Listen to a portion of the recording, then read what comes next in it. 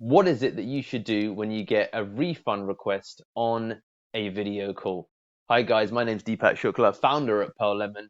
We are a business growth and development agency based in the UK, USA, as well as serving clients worldwide. And here today, in day number 45, we're here to talk about the challenging nature of refund requests, especially when they come about on a video call. So if you need any support with your communications training, whether internally or with your team or with your clients, just reach out to us.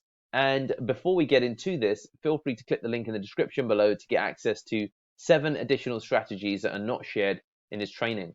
So look, fundamentally, when it comes to refund requests, I'm going to go through the most important things, I think, for dealing with a refund request, especially when it happens on a video call. You're on a Zoom meeting, you know potentially there's going to be a car crash, you know potentially that things are going badly. These are the things that you should know, okay? So coming into such a call, you should anticipate this. So some people say, I didn't think he'd ask for a refund, but you need to anticipate ultimately unhappiness. I mean, you should be aware of unhappiness. So that should come as a consequence of a poor result, a delay, or something to that effect. Something's changed, and it means that fundamentally the client isn't where he needs to be. So that would come in the form of a refund request. So coming into a call, you should anticipate this. That's the first thing, okay? And then if you're anticipating something like this, then you need to, bear with me, you need to just go into the call with a plan, okay? Go into the call with a plan, and the plan is, um, solutions XYZ. Okay, so solutions XYZ is often the plan. Okay, so what I mean by that is you should anticipate there's going to be a refund request on a video call because at the very least the client is unhappy or there's been some problem. With that in mind, you should go into the call with a plan, and the plan should always contain solutions X, Y, Z to avoid the refund, or if you think a refund is best, then of course, and to avoid or include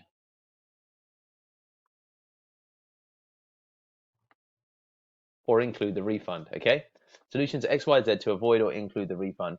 That's one of the ways that you want to think about this. Okay, now fundamentally, the other thing that you need to do is maintain your composure. Okay, because depending upon the nature of the client, and sometimes you won't always know, but in any event, you need to maintain your composure, which means that panicking, getting nervous, I mean, you can get nervous, your heart rate can rise, and you can feel uncomfortable, but you've got to seem composed, okay? And the way that you do that is practice and role play. So let's start going through this, okay? If you know you're going to have a call and it's going to be bad, then fundamentally you should know that.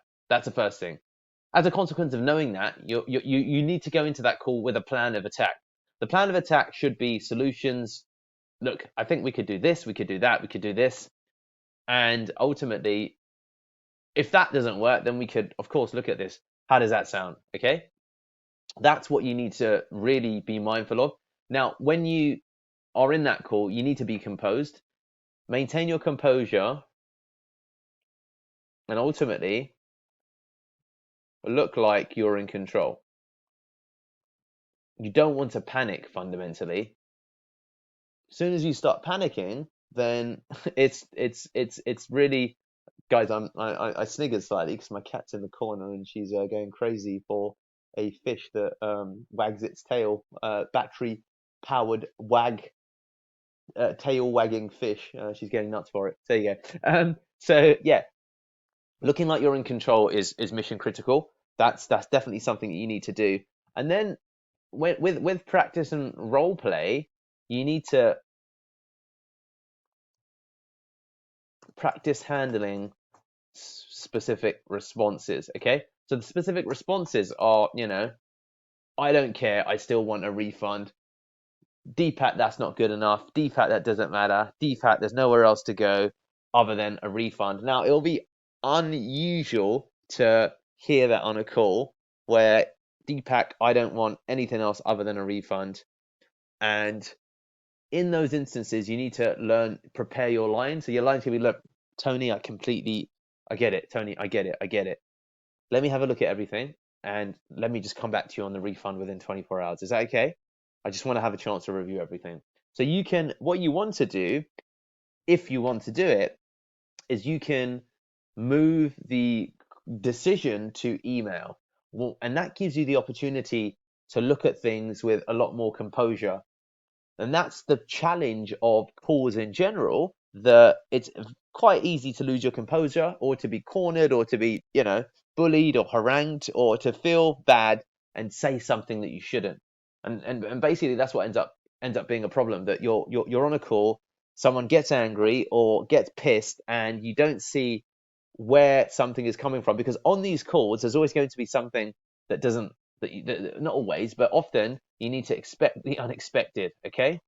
And really, how you manage the unexpected is a question of managing temperament and composure. So it's basically, don't panic.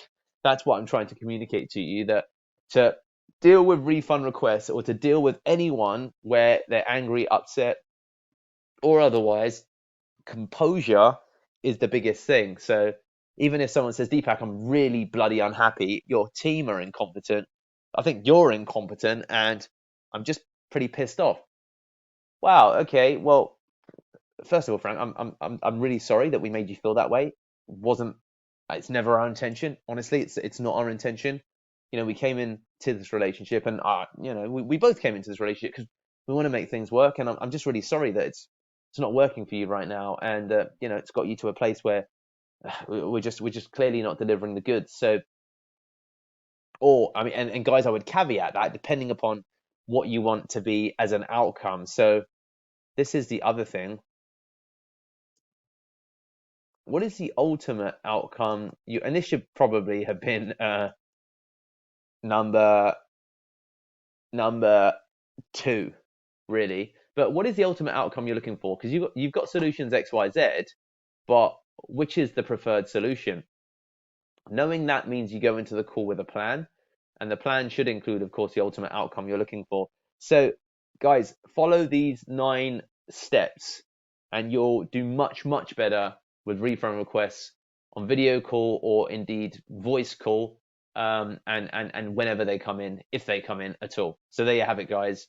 Please do, whilst you're here, comment below if you're getting value from this, as well as like and hit the red subscribe button to keep getting videos like this.